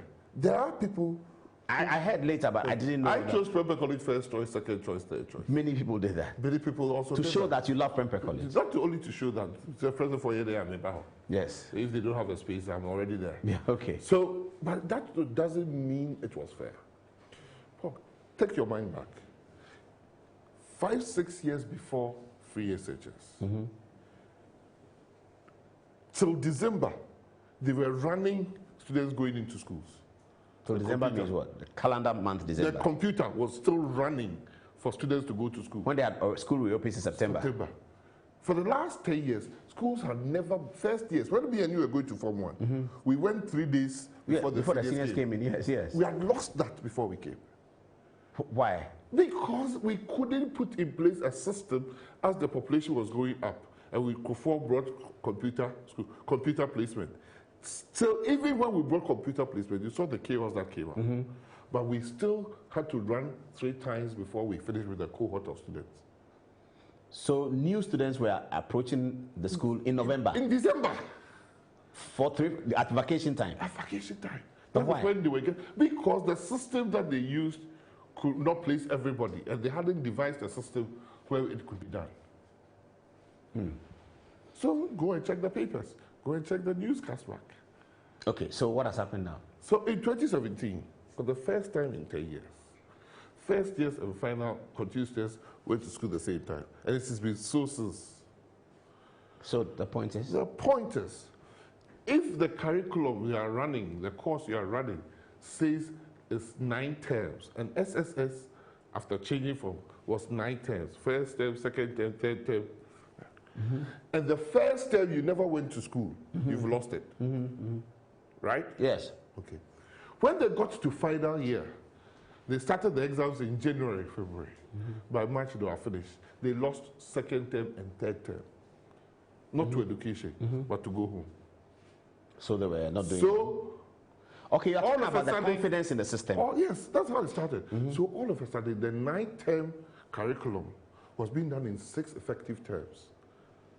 And for the brilliant who would always go through the system, because the majority were failing. And we didn't do anything.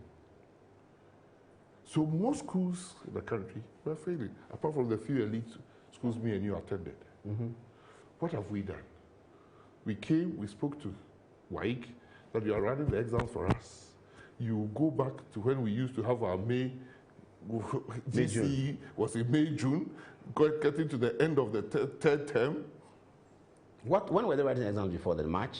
February, they started in February. By March, everybody had finished and gone. That's why we came to meet. Oh, how? Yes. So when I said a lot of... Wasn't it September to June curricula they were running? Yes, that was the curricula they were running. But the exam were written in February. It was written in February. But who was directing that? I don't want to go into that. That is what we inherited. And I'm saying that a lot of things compounded the problems that we had. We hadn't bought a textbook, even a core textbook for any school for 10 years. So how were they doing the core subjects? That's why I keep saying that what we have now is better than what we have ever had. And that it is not a textbook a teacher needs in class to be able to teach. It's not a textbook. If it was a textbook, no teacher would do lesson notes. But you are giving textbooks? Yes, at supplementary readers. Reference material. Which is essential for learning. Which is essential for learning. But it's not a prerequisite. When you go to the university, are you given any textbooks? No. But the library is there. You can. Yes, you go and do reference and learn. That is why. KG, what textbook are you going to give to a KG student? No. What textbook are you going to give to a primary school student? They have to play. They have to play. That's what I'm saying, that learning comes through different forms and modes. But what existed did not promote excellence or anything. So for 9 terms, 3 is wasted. You left with 2. That is why the comparison is again in this country. When President Kufuor started the 4 years, if you do recall, when the 4-year results started coming, they were high. Such that the government at that time decided not to publish the 4-year and 3-year again. It was high because what? The lost time... The pass mark was high. No, the results were good. They're better. Okay, because the lost time was being gained. The lost time was being gained for another year.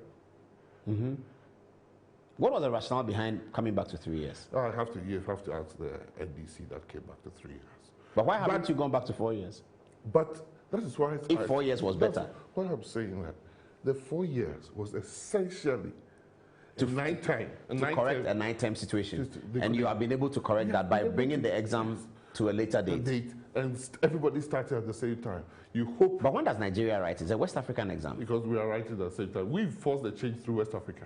Oh, so when they were writing in March, everybody was writing in March. Yes. What was WAEC's rationale behind doing that? I don't want to go into that rationale, but that is what we heard. So Ghana led the change to bring it back to May, June. We got the support from other countries. I see. So we wanted the child to have a full curriculum term. O-level was virtually the same. It was 9 terms. No. Yes. More than that. You chose your subjects in Form 3. Form 3, yes. And then you took 2 years to do O-level. Yes. So Form 3, Form 4. So Form 4, Form 5. Form 3, 4, 5. How many terms? Okay, so that's 9. 3, 3, 3. But there's Form 1 and 2 for preparation. It was general. It was general. Form 1 and 2 was general, yes. It was general. When you went to 6th form, you did the same 6 No, but for the 6th form first term is not. Lower 6th first term is not. Or you go in November and go and have fun. But it was a 6-term thing. 2 years, 6 terms, yes. You get my point. But it's your ability to have the full term knowledge, right? In those 3 terms in a year, you stayed home 5 months. Yes. But that's not what double track is. No, let's calculate it. Let's be sure what you're saying. So, in that 6 terms, September to October to December, 1 term is gone. January to what? March. After March, you have April, May, June. You have vacation, 3. Okay. Where's the 5 months staying home? Christmas holidays. Yeah, December to January. Easter holidays. Yeah, that's March, April. Yes. That's not 5 months. Oh, the long back before the next. Yes. The next one. Okay. Long back before the next term. Yes. Yeah. That's just 3 months. The long back was always 3 months. It's just 3 months or more. Besides, the direct contact teacher-student contact hours was 10:38, 10:35. What's when it's 35? 1,035 hours 1,035 hours in a year. In a year, in an academic year. In an academic year. That's the contact hours. That's contact. So you're talking about the teaching periods. The teaching periods. So pre-sec started teaching at 7:30. Then we go for breakfast, that kind of thing. Okay. You've calculated that. Yes. That's impressive, though. If it's correct. I'm telling you. It's impressive for policy to know these things. Because it exists. Yeah. Okay. There are people who life. So this 1,000 hours is for academic year. Academic year. 1,035 hours. Okay. What is it the same now? No. What is it? No. Now it's 1,178 or 48. And they are staying home how many months? 6 months. And I'll tell you the difference. We changed from a term to a semester. And we gave ourselves 2 semesters. And we gave ourselves 16 weeks in a semester. So 32 weeks. But the day started at 8 and closing at 1. We moved the day from starting at 8 to 2. They should start at 2. End at 2 p.m. End at 2 instead of 1. Okay, you've added 1 hour. 1 hour. But that 1 hour adds up. Adds up to what? Every hour, every day, 5 hours a week. That's the number of weeks. Okay, I get it, yeah. So Monday 1 hour, Tuesday 1 hour, yeah. So you've added 5 hours a week. Yeah. And if you have 32. So you are multiplying by that. So we are giving more contact time. And really, it is contact time that matters. Yeah, but you have been postponing the gold card to reopening the Greek. We've been reading that. We are coming. When they're about to go to school, then GS says don't come, you know. GS works with all the school heads, such that no cohort, whether green or gold, would miss getting the 1,100 and so hours a year. Because now schools are running the whole year. Schools are running the whole year because we didn't want the situation that we inherited about congestion. So now with the same facility, schools are running many more students through, but at any time, far less students than the carrying capacity of the school. Okay. Example, your school took 1,000 students. Yeah, that was the 1,000. 1,000 students, that was the carrying capacity. For 1 year, the For 1 year. SS1. So 3 terms. Okay. We found it difficult, if you increase the 1,000, the school has congestion. But if we decrease the 1,000 to 700. At a time. Yes, you won't take 1,000 again. You take 700. That you take 700 times 2, which is 1,400. Yes. And overlap their education, so that they stay in school the whole year. That at each point somebody is in school. At each point somebody is in school. So as this one is going, this one will stay. So when you look at it, there is a group that for the first semester, they seem to lose out. That's why you are going gold, people are going and come. Yeah. But when you get to the second semester, they stay in school for far, far longer than the green track. So not all of them stay at home for 5 months. No. Some stay at home for 5 months, some stay at home for less than that. Nobody in this system stays home for 5 months. So when you announce students should not come, when GS announced that Gold Track should not reopen on Tuesday anymore, they should wait for another announcement. What have you done? So I'm coming. So there can be a situation where the heads will come and say, look, because of the Easter festivities or Independence Day festivities, instead of coming to school on this Wednesday, can we agree and let them come on the Monday? Those have been decisions taken by GS in collaboration, consultation with this CHAS. Not GS sitting in Accra, not inconveniencing the So you're saying parents should not be worried about those? No. Okay. And No. they are not worried, are they? Let me tell you what the worry where is coming from. The president travels the length and breadth of the country more than we ministers. I keep asking him, where did he go that a parent or a father or a chief criticized double track? The child is not going to school. We are not concerned about the 100,000 who are not going to school. We've created the opportunity for the 100,000 to stay in school. That has brought an infrastructure problem. That was acknowledged when we were launching free SHS. One of the 5 pillars was expansion of infrastructure. Go and check the documentation. the reason why we are expanding infrastructure is because in this country called Ghana, and particularly Ghana, students exercise choice at that age. For the school they want to go. For the school they want to go to. Yeah. Everywhere else, where you stay is where you go to secondary school. Yes. Unless you're very rich. Unless you're very rich. So when people are brought here that I went to 7 years boarding school, they think my family is very, very rich. They don't know that it is part of Ghana's education. That you choose. And the secondary system that you hear people saying everybody should go there. Paul, if this whole coast called West Africa, Ghana has been an oasis of peace, it's because of our boarding education. Because it's only in Ghana that I ask you, Paul, what is your alma mater? You tell me PRESEC. Everywhere else, your alma mater is your university.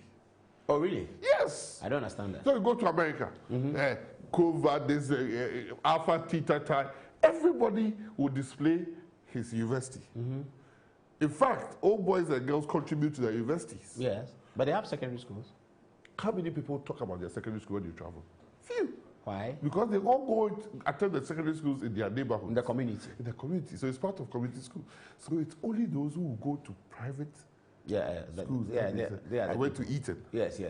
There are few. Yeah. There are few. And you carry that badge for the rest of your life. The president went to Lansing College. Okay, we'll come to that. So that was our problem. So that was what created the people together. In 57, you were doing some series, pre-independence. Before 57, there was no country called Ghana. Yes. You know that? Yeah. You know that the colonies were governed differently from Ashanti. Yes. And it was governed differently from the Northern Territories. Yes. And it was governed differently from the Trans-Togo, Volta Togo. Yes. It was after 57 that it all came together as a unified country called Ghana. And that is why there was a need to promote education, because all our educational institutions were in the south. Which one was in the north? Virtually. Even in Ashanti. Apart from Premier College, that had probably come on. So the first administration of Kwame Nkrumah built a lot of schools around the country. And what's the point you're making? The point I'm making is that we don't have to think that we will get everything before we develop everywhere. I get it, yeah. Why? The Northern Scholarship that existed till we expanded it now, hadn't it produced two presidents? Liman, John Mahama. John Mahama himself, who said his father took him because of free education. His father was one of the richest. Yeah, he took him from the south to the north. And a very good school from the south to the north. And all his family. Yeah. So when you come up with an entitlement for kids, it doesn't matter the parents' situation. So because it has never mattered basically that you are rebuilding confidence in the public system and improving the public system so that it becomes a choice and a leveler and an opportunity created for all Ghanaians, especially the poor and the vulnerable. Because education is the only leveler. The shorter distance between poverty and prosperity is education.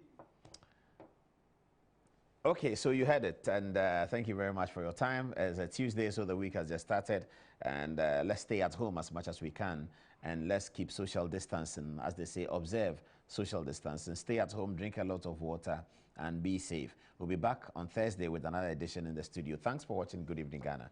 Good night.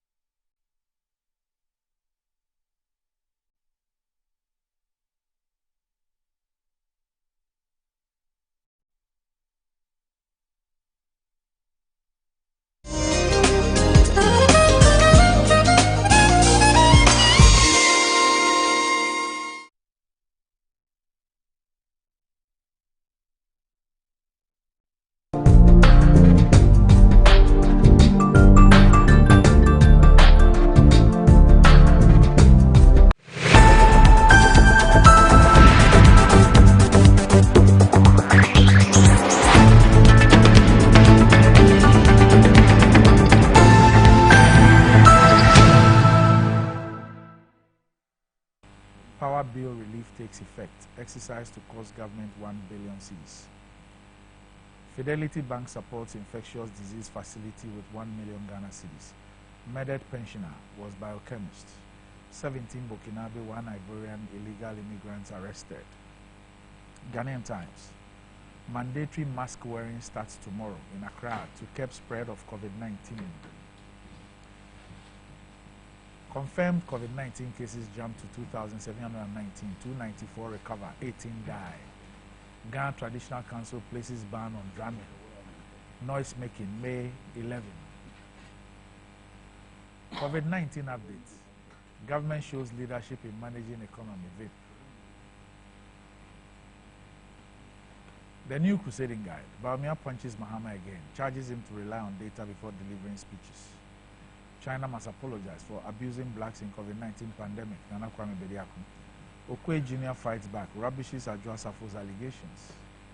New cover price.